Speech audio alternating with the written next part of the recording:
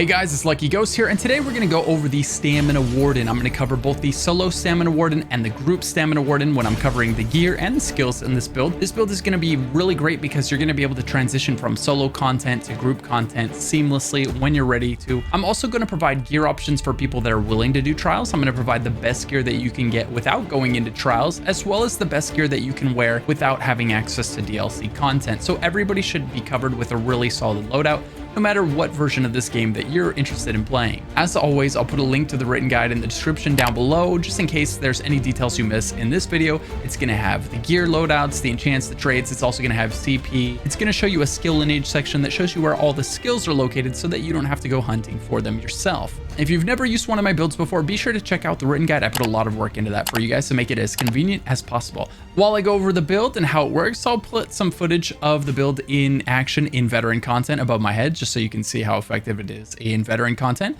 And let's begin. Okay, first up, let's talk about the race. For the race, I'm going to recommend Dark Elf, but you could also choose Orc or Wood Elf. Those are two great options, but Dark Elf is the play right now. It's got extra mag, extra stam. So since we're dipping into both mag and stam abilities with this hybrid meta right now, the Dark Elf is just in a fantastic place. Not only that, but it's also the highest parsing stam DPS class. So it puts out tons of damage. It performs really well. But if you really like the idea of going Orc, Wood Elf, or even Khajiit, you can do those two, and you'll still be able to do everything in the game. No problem. Race is not terribly important, but it is helpful. As for the Mundus, so this is going to be the first difference between the solo and the group version of the build. The solo version is going to take Lover to increase our penetration. The group version is going to take Thief to increase our crit chance. The healer and the tank are taking care of resistances, so we get to focus on damage in a group setting. As for the attributes, we're going to take all 64 points and put them into stamina. This is going to give us the most damage and the most sustain possible. More stamina equals more damage. Every 1000 stamina equates to having an extra 100 weapon damage. Basically, that's how the formula works out. So more stamina equals more damage. Also, more stamina equals more time before you run out of stamina if you're using a lot of stamina abilities, which we are on this character. All right, what we're going to do for potions on this character is we're going to run Essence of Stamina potions. Essence of Stamina potions are going to give us extra sustain, extra stamina anytime we need it, and it's going to give us major endurance, increasing our regen by 30% for 26 seconds. This is nice. It's good for our sustain, but there are far better potions. The far better potions are much more expensive. So these are what you use anytime you're doing normal difficulty content, or, you know, just anything that's not really making you try all that hard. You can buy them off guild traders for next to nothing as well if you happen to run out. They also drop off of trash mobs, right? They drop all over the place. When you're doing difficult content, when you're going into veteran content, veteran solo arenas, and you want to do a ton of extra damage, that's when you're going to go ahead and put on your Essence of Weapon critical potions. These are going to give you major savagery, increasing your crit chance by 2,629. That's a big boost to your damage. They're also going to restore health and stamina, and then grant you major fortitude and major endurance, and that is going to last 43 seconds. 47 seconds if you get level 3 medicinal use. This character only has level 2 while I'm reading this, so it's not quite 47 seconds. That's important. We'll talk about that later in the passive section. Just know that the good potion, the buffs on the good potion, last a lot longer. As I said earlier, the other one was only at 26 seconds at level 2 medicinal use. These are at 43 seconds, almost 44 seconds with level 2 medicinal use. So these last quite a bit longer, almost twice as long. Very important for your damage and for your sustain. The nice thing about the Warden is that one of its skills is giving it major brutality all the time, which, if you're wondering why we're not using Essence of Weapon power potions, that's why. Major brutality is already given to us by one of our skills, so it would be a waste to wear a potion that was also giving it to us. Okay, and then next up we have the food. As for the food, I highly recommend using Lavafoot Soup. This is going to give you 5,000 stamina, and remember what I said, the more stamina you have, the more damage you do, right? So that's a lot of extra damage, and it's also going to give you almost 500 stamina per second. So that food gives you a lot of damage. It gives you a lot of sustain, and the great thing about Lavafoot Soup is you can use it at level 1 all the way to level 3600 if you want. So I highly recommend grabbing it early and always having some on you. It's really cheap. It lasts 2 hours. One dungeon run will pay for 2 weeks worth of food if you want, right? Like, it's very cheap. Don't skimp out on your food, especially for something like Lavafoot. It's very cheap. It's at every guild trader. They're always selling it everywhere. Make sure you grab some, but also check prices. Check a few traders, don't get ripped off, okay? Okay, now that we've got consumables out of the way, let's dive into the gear. First loadout I'm going to give you is going to be for people that are willing to do trials, and it's going to use Stormfist as the monster set. Stormfist is fantastic because it has a massive damage proc that does great damage to the enemies, and then the one piece bonus for Stormfist also gives you stamina sustain. It gives you a line of stamina regen, which is just fantastic for solo content, and in a group content, and sustain is not a problem. You could always switch that out for Zons for the higher single target damage in like a parse situation if you want to. On the body and the front bar, we're going to be wearing Relican. Relican is a 5-piece set from a trial, and it's going to result in the highest single target damage in the game. It's a great set, does good damage. Highly recommend it. It's a good set. And then on the jewelry and the back bar, I'm going to recommend Pillar of Nirn. And Pillar of Nirn is the highest damage proc set in the game.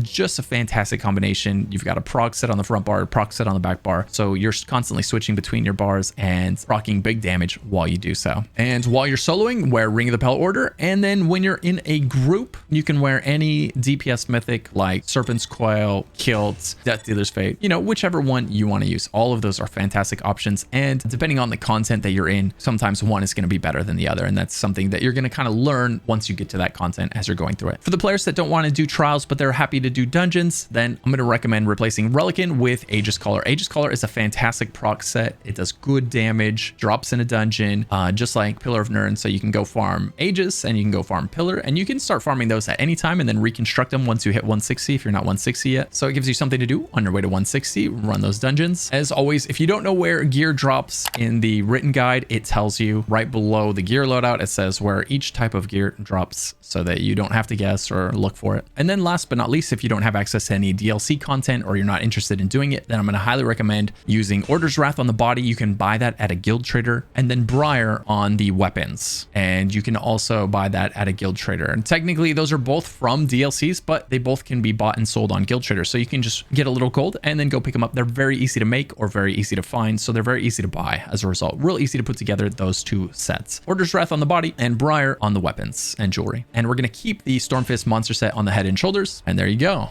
You've got a really hard-hitting solo build with no DLC gear.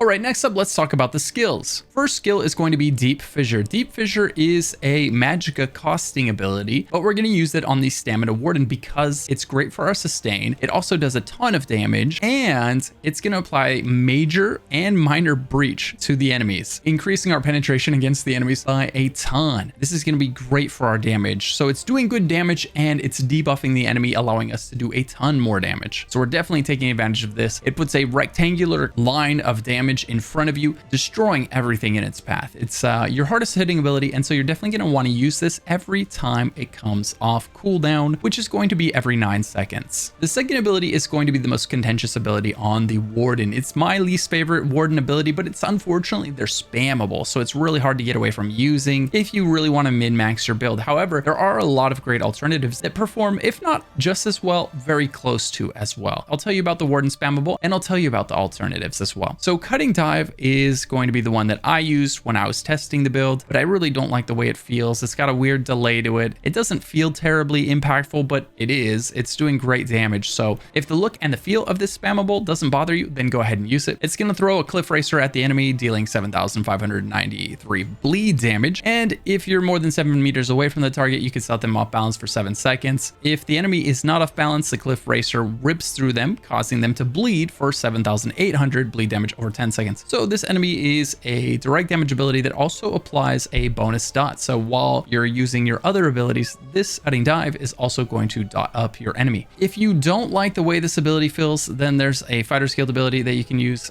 called Silver Shards, which is the morph of Silver Bolts. That ability does great damage. Feel free to use that instead. The third ability on the front bar is going to be Deadly Cloak. Deadly Cloak is a fantastic AoE dot. One of the great things about this ability is that it's cast on you. So when you're chasing the enemy around, this dot is exploding around you, which means you don't have to recast it every time the enemy moves, which is incredibly convenient. It's also a great ability because it reduces AoE damage by 20%. So you take 20% less damage from any AoE ability cast on you. you by your enemy. Next up, we have Barb Trap. Barb Trap is another skill that's really good, really hard to get away from using right now because it is so effective. It's just got so many good things going for it. Not only is it one of the hardest hitting single target dots in the game, it's also giving us fighter skilled passives. It's also giving us minor force, which is increasing our critical damage by 10%. So because it is an insane dot, because it's giving us fighter skilled passives, and because it's giving us minor force, increasing our crit damage by 10%, we're going to go ahead and slot this ability on the front bar here. The fifth ability on the front bar is a bit of a flexibility, but this one is really fun, especially in solo content. And I went ahead and used Bird of Prey. This is going to give us major expedition for 6 seconds every time we use it, increasing our move speed by 30% and giving us immunity to snares and immobilizations for 4 seconds. Not only that, while it's slotted, we get minor berserk, increasing our damage done by 5%. So it's just a flat 5% increase in damage, which is pretty huge, on top of the fact that there's a class passive that increases our damage by another couple percent just for having a ability slotted from this Warden skill line. So this is actually quite a great bar buffer for solo content. In group content, you could sub this out for another dot or for Camo Hunter if you want, as you don't need minor berserk because your healer's likely going to be providing that for you. As for our ultimate, we're going to use Wild Guardian. Wild Guardian is a bear that you summon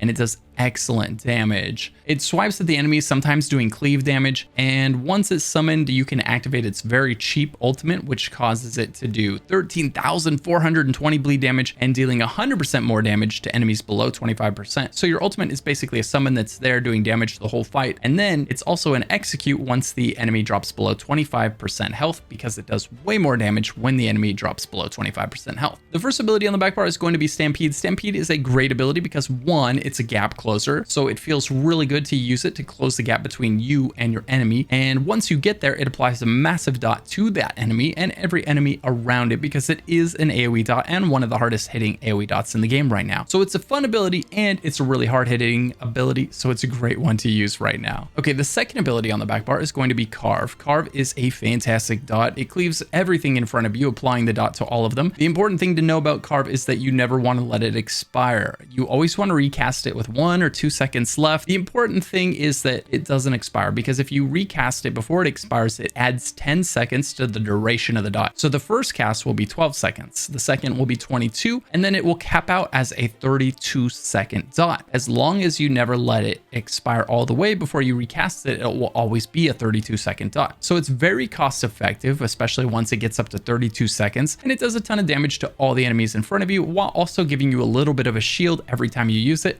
making it a great skill, making it a great dot and fun to use at that. The third ability on the back bar is going to be Resolving Vigor. Resolving Vigor is going to be a massive burst heal, and that's what we're primarily going to use it for. Anytime we feel like, oh man, I'm taking a little bit too much damage, I don't feel terribly safe right now, pop your Vigor, do a dodge roll. By the time you stand up, you'll be full health. You'll have regained control of the battle. It's also going to give you Minor Resolve for 20 seconds after you use it, increasing your resistances by 3,000-ish. That's going to make you quite a bit sturdier, having that buff on you. The fourth ability on the back bar is Bull Netch. Bull Netch is going to call an edge by your side that restores 5,000 stamina over 25 seconds. It's also going to give you Major Brutality and Sorcery, increasing your weapon and spell damage by 20%. So because of this, if you want to, you could, instead of using Essence of Weapon Power Potions, you could use Essence of Critical Potions, which will prevent you from double dipping on Major Brutality. You can only have that once, so it is a waste to have it twice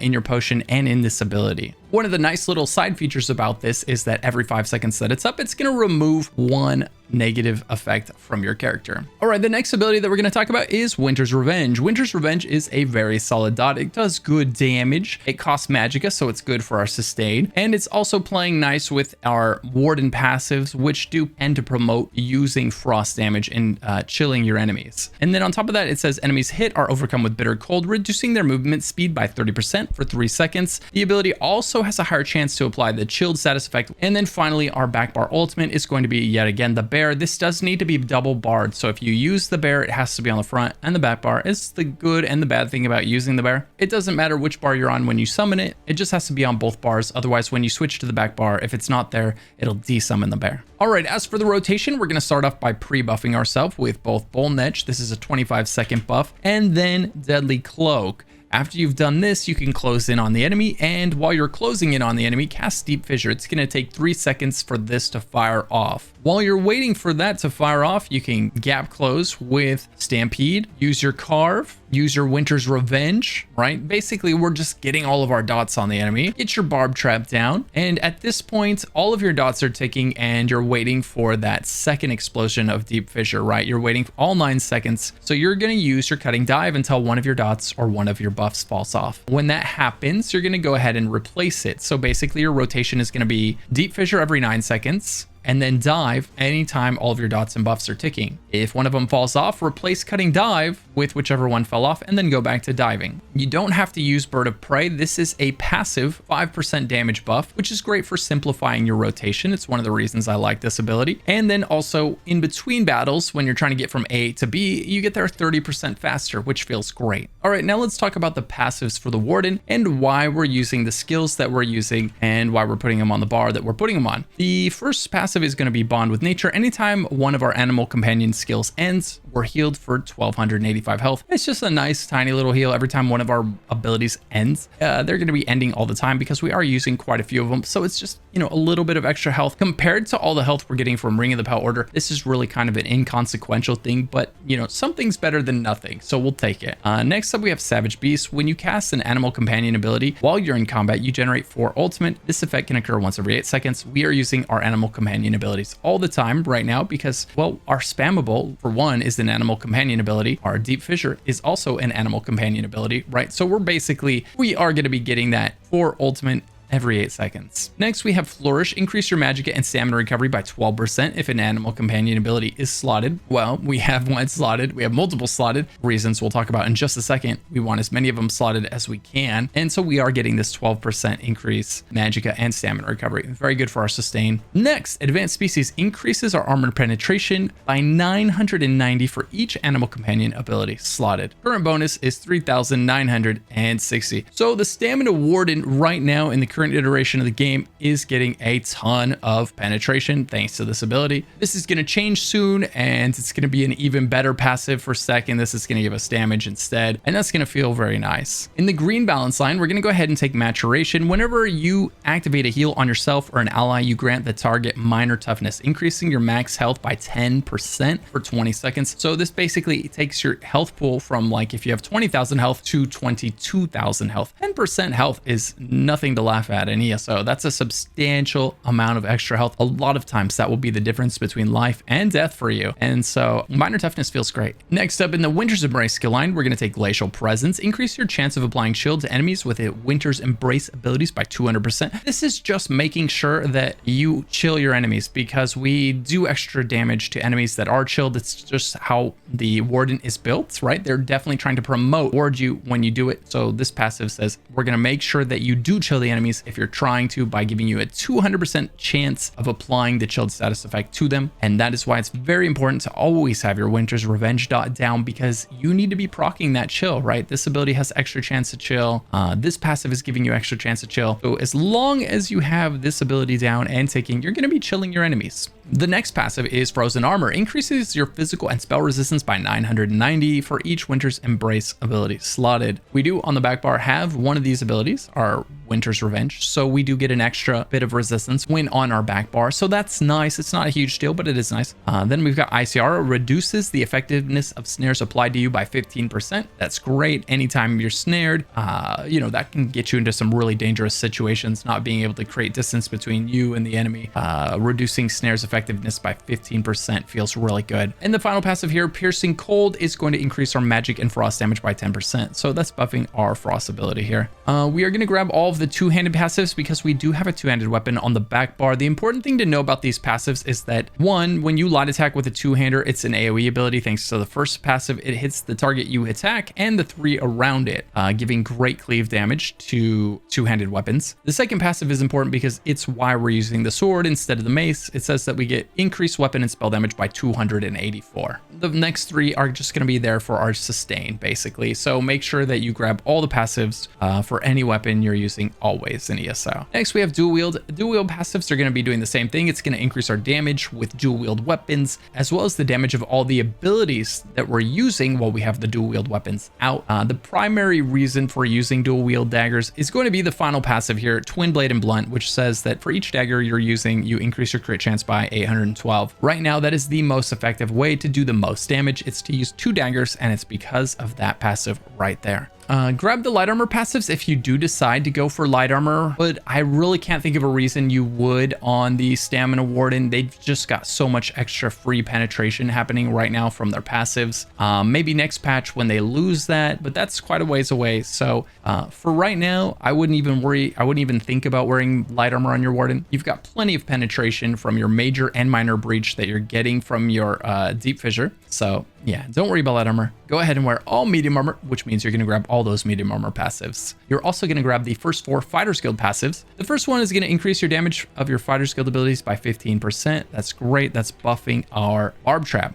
The second one is going to make it so that we do 3% more weapon damage for each Fighter's Guild ability slotted. This is a solid buff, which is why we always want to put our Fighter's Guild ability right here on the front bar so that our front bar gets that extra bar buffer just by having it slotted. Another reason we put that on the front bar is Banish the Wicked. With Fighter's Guild ability slotted, you generate 3 ultimate whenever you kill an enemy. 3 ultimate is a lot, especially for every time you kill an enemy. So this is going to be great for building up your ultimate again, which is why you want this on the front bar, because you won't have these passives when you're on the back bar. So when you're killing stuff, you know, try to be on the front bar. You're going to be getting more damage, 1, and then also you're going to be getting more ult charge. In the Undaunted, we're going to grab both passives. This is going to both increase the max value of our resource pools, and it's going to increase the amount of resources we get back whenever we grab a synergy. Under Assault, we're going to grab Continuous Attack. This is important because Continuous Attack is going to give you Major Gallop, increasing your move speed by 30% all the time. Anytime you're on your mount, you move 30% faster. Very important. If you don't know how to unlock Continuous Attack without going into PvP, I'll link my complete leveling guide in the description of this video so that you know how to grab this passive without having to PvP anyone, because I know a lot of you have no interest in going into PvP right now. Next up, we have the racial passives. Grab all of them. They're really solid in ESO, and they're definitely worth grabbing always, no matter what race you are. Next up, we have Alchemy.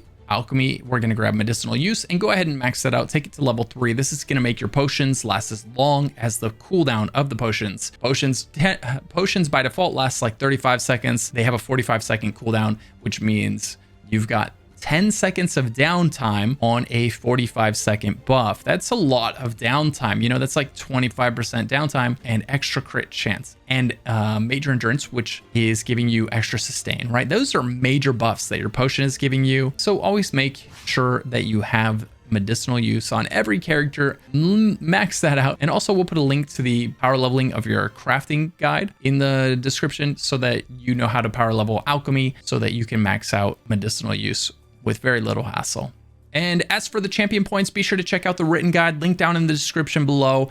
It will list them in order, all of the champion points you need to grab. So that's going to be way easier than me reading them all off here individually. And that's it. That's everything you need to know to put together a Stamina Warden for solo or for group content. And with this build, you'll be able to do absolutely everything in the game. And it's real easy to transition from solo to group content. You can use the armory, or you can just take the ring impeller off and put on any other mythic ring that suits you. If you have any questions, leave them in the comments down below and I'll try to answer every single one of those. And as always, a massive thank you to my YouTube members for making all of this possible. Thank you guys for subscribing. If you want to know how to become a YouTube member, I'll leave a link down in the description below. And if you don't know what you're going to do next, maybe check out one of the videos popping up on screen right now.